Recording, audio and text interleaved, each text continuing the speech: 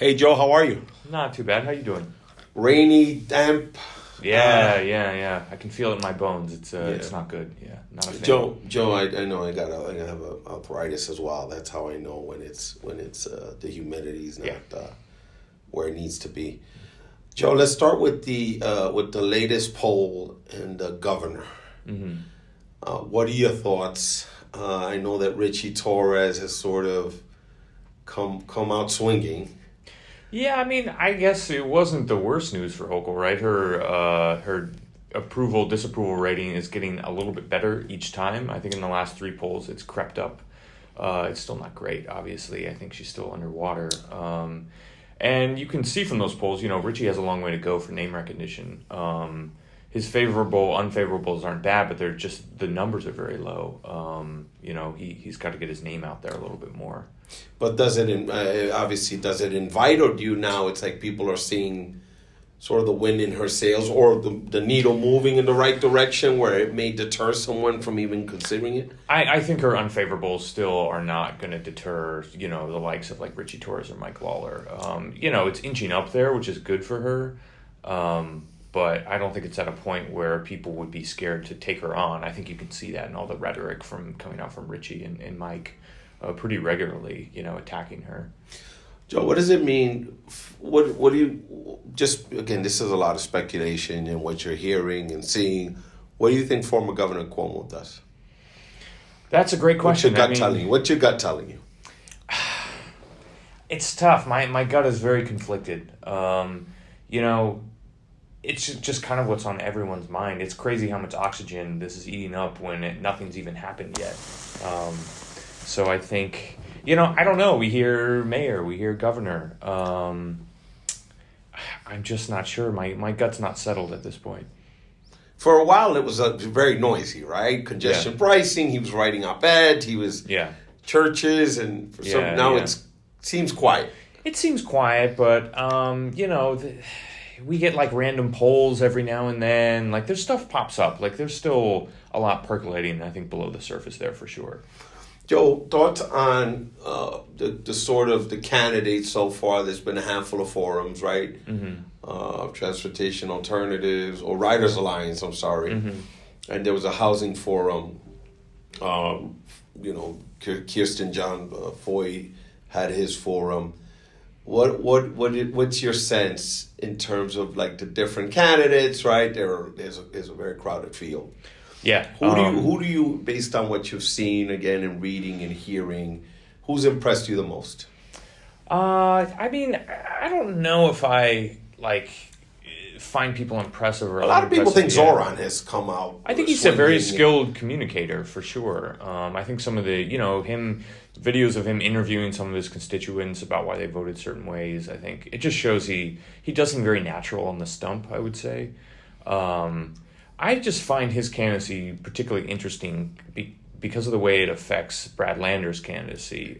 Brad has obviously this storied history in New York as co-founder of the Progressive Caucus and the City Council, very progressive legislator. But I think now that he's comptroller, he's trying to run citywide again for mayor. I think Zoran being kind of more definitively a leftist than Brad is right now puts him in an interesting position. He's going to make Brad have to either take positions or notably not take positions on things that Zoran will be very comfortable about. If it's raising taxes on the wealthy, a lot of the bread and butter issues of the far left and the progressives that I think Brad was much more vocal and comfortable embracing before.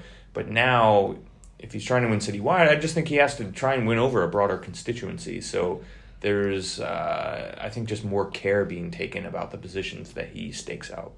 Any other candidate to stand out based on who, on their rollout, their front, what they've said on the stump, social media, I mean, I think I'm interested to see what Zellnor does. He's been out there pretty early. He released his housing plan. So he's kind of putting out pretty more advanced policy stuff than I think other, people like Jim just announced recently. So I think, that'll be interesting. I think it's still super early, these people really, they have to raise a lot of money. So these forums are great, but like that doesn't win a race. You don't win a race by going to a bunch of forums. I mean, they're important. It's important for us to get a sense of what the candidates are saying and what they stand for, be able to contrast them for readers. But there's so much work that goes into a campaign that's really only beginning. It's going to start in the beginning, in the new year. These people have to raise millions and millions of dollars. They got to form campaign teams and like all the stuff that comes with it. The hard part is just beginning. Joe, what are your thoughts on all these candidates sort of lean left? Does this play right into Mayor Adams' hands in terms of the pendulum, right? Yeah, I mean...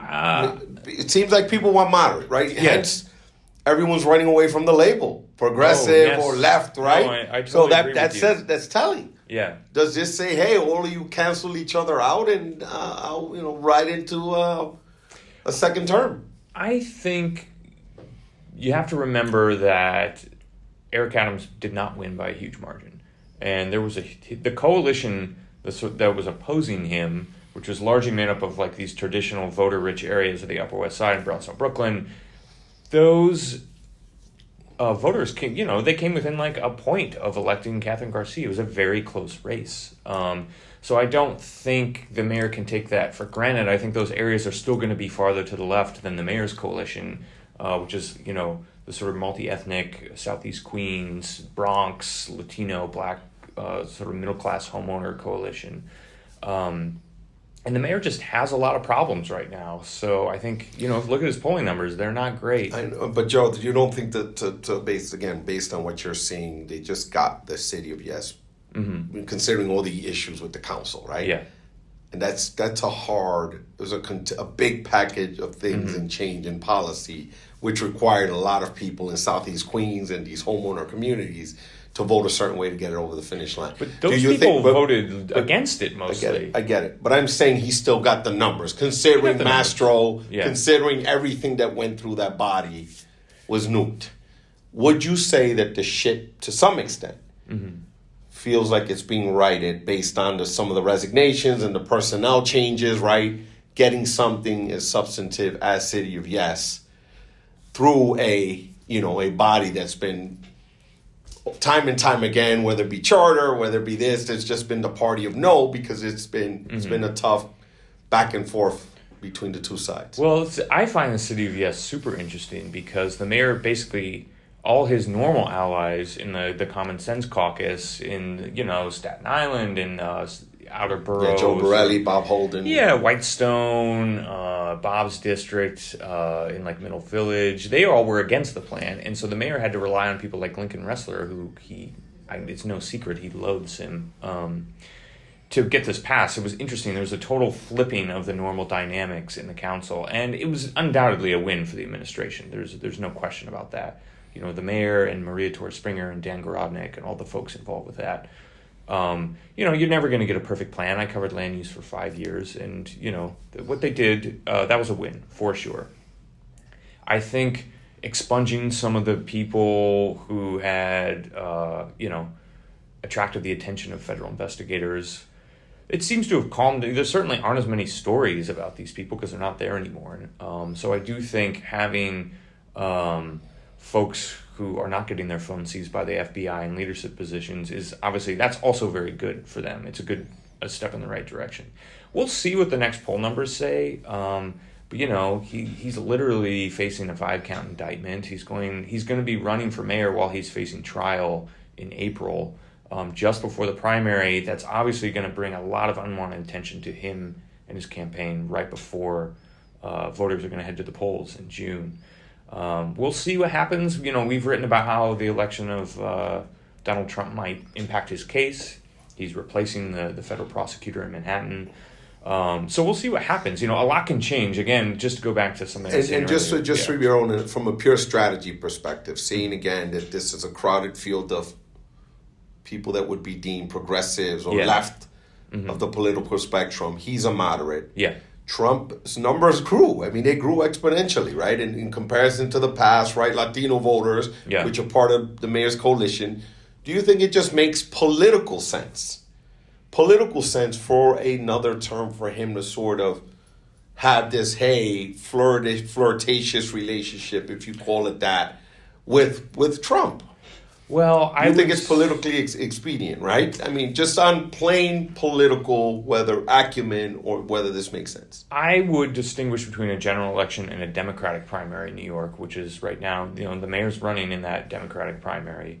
Trump made gains, but he still won. I mean, he didn't even, he got like 30% of the vote or something? That's in a general election. In a Democratic primary, that number is going to tank to almost nothing. So I don't think any association with Trump really helps in a New York Democratic primary.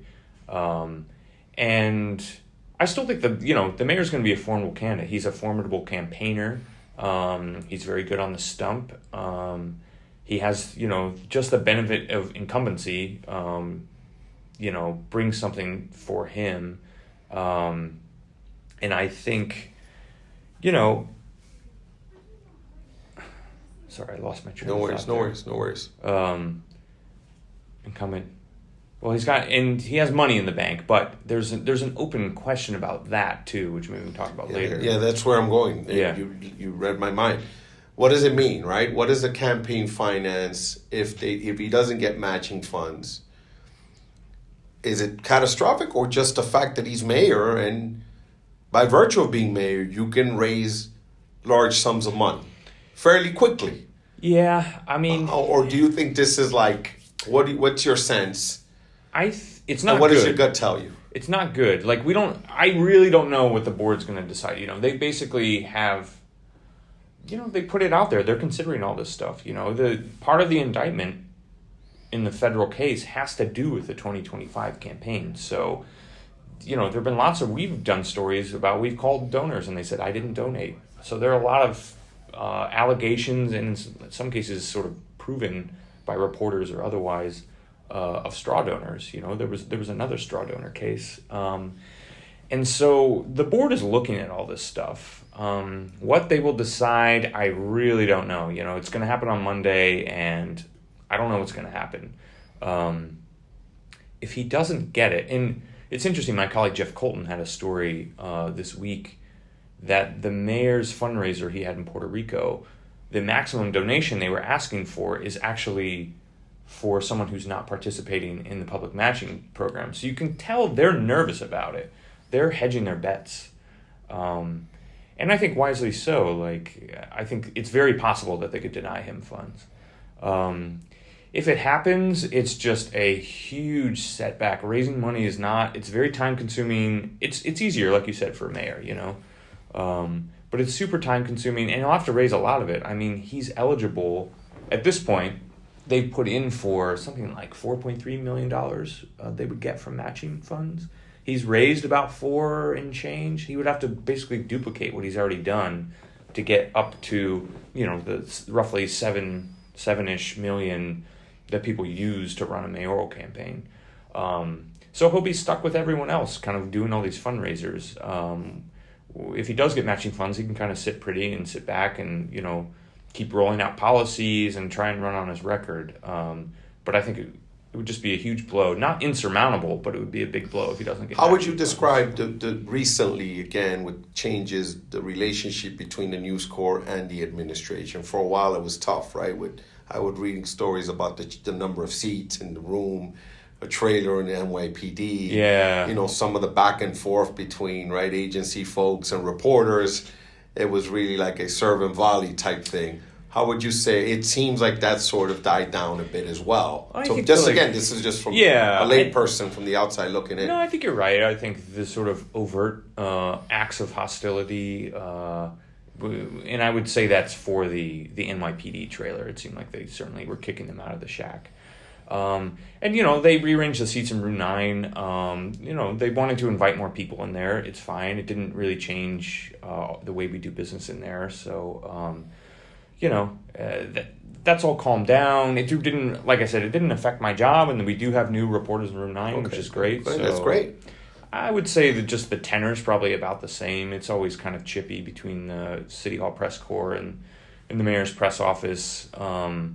I think you'll find that in any administration. The mayor certainly isn't a fan of a lot of the coverage. I think, he'll say things, and then, he said the other day he was asked if he would rule out switching back to the Republican Party, and he didn't rule it out. And then he was given a chance to clarify, and he still didn't rule it out. He said he's running as a Democrat. He's been a Democrat for many years, but he's for the American Party and for the American people, and people are sick of parties. And of course, everyone wrote that story because A, he was a registered Republican for many years. B, most of his allies in the city council are either conservative Democrats or Republicans. And C, he refused to criticize Trump during the campaign and has sort of been making overtures to him recently. So it's a fair question, I think, to ask and speculate on. And he was very unhappy with the resulting stories. So I think that sort of stuff's always going to be there. There's always going to be tension between reporters and City Hall. Joe, let's talk about your neighbor in City Hall, the New York City Council. A lot of movement there. Justin Brannan, right, is angling for the comptroller position. Keith Powers is angling for the borough presidency. I hear time and time again that Julie Menin is making a strong play for the speaker's thing. What's your analysis? What are you hearing from that side of the chamber? Well, I think, a lot of these people are term limited, so they're looking for their next gig. So I think it's pretty common around this time to see people start looking for other jobs. So obviously, I think a lot of people expected Keith to run for Manhattan Borough President. Justin's running for controller. I heard he was looking at the Maliotakis seat, but I don't know. I think seems tough. And I've just seen a lot more, they sued the administration this week. So I think there's a lot of bad blood between them and the mayor, despite City of Yes. I think that's the exception to the rule. The whole budget cycle last year was pretty nasty, with the mayor's office really underestimating revenue to kind of a degree that's not normally seen. And the council pretty much called their bluff. And there was just a lot of animosity over that. A lot of cases unnecessary with the library cuts. I mean, so not a lot of money. And so I just feel like we just see it ratchet up time after time again. And now they're suing the mayor over the solitary confinement bill because he basically stopped it once they enacted it into law. So it's interesting, I think Adrian's a very understated speaker, but they are doing a lot of stuff over there. Who do you think, in terms of members of the council, who impresses you in terms of their work product, in terms of their policy, in terms of their ability to get press? Is there anyone that stands out over there? Well, I think in terms of the ability to get press, I think Lincoln Ressler is, he's a constant foil to the administration. I think a lot of people quote him because he's very critical of the administration. He had a hearing based off some stories that we did on DCAS and this lease that Jesse Hamilton, who's of course a longtime protege of the mayor, he was made deputy commissioner in charge of real estate services over at DCAS, and there was a lease. DCAS, for a Department of the Aging, DCAS said, okay, we're going to have them go to 250 Broadway, where a lot of city offices are. They met all the criteria. They won the sort of internal bidding process, and Jesse overruled it and said, no, they're going to go to 14 Wall Street, which happens to be owned by a billionaire oil baron type guy who is a mayoral donor. So there was a hearing about that. There's a lot of press. I just think, Lincoln puts himself out there a lot, for sure. Joe, I want to wrap this up because I know you got other things to tend to. Best day on the job? Best day on the job. As a reporter. Oh, man. The day you broke the story, man. The one that you said, man, this may be an award-winning Watergate type story. I'm just giving you. We had a good one. I like that you say, hey, man, I picked the right profession. We had a good one recently about, I did it with my colleague Sally Goldenberg, and Maya Kaufman, about this artificial intelligence company that is trying to get business with the city. And they got help from Tim Pearson, who, resigned. He's under investigation by federal authorities and some other folks as well. And it turns out Tim was really pushing this firm really hard internally to the fire department and other folks. And there's a woman who he seems to have some sort of personal relationship with, who was representing the company from the outside. So to us, it raised a lot of questions about conflict of interest, and it just said a lot about the administration. They're very into tech, public safety tech, AI, all sorts of stuff. So yeah, I thought that was a good one. Worst day. Worst day. The worst day is always when you have to correct a Yeah, when story. I have to You correct have to a call story. somebody up Yeah. and say a mea culpa. Yeah. Anything stand out in particular? I don't want to say who, but I wrote a playbook top, and I got chewed out by an elected official in a way that I had not been yelled at in probably like 10 years. Yeah, it was not good. Wow. But I didn't change anything about the story. I thought it was fine, but it was still, you just don't like getting the call first thing in the morning and getting screamed at. Yeah. Joe, anything you want to add that I forgot to ask you? Any other hot topic? Anything that you're working on? Anything exciting, sensational? I just think we're all waiting to see what happens in January when the new federal administration takes over and sort of how that interacts with the mayor and New York City policy. I think, everyone's watching that, and, any updates on the mayor's case and in the CFB decision. I think those are the big items. Joe, thank you for being so generous with your time. Hopefully this won't be the last time, and I hope you had fun, man. Oh, yeah, it's great. Thank you for having me. All right, talk soon.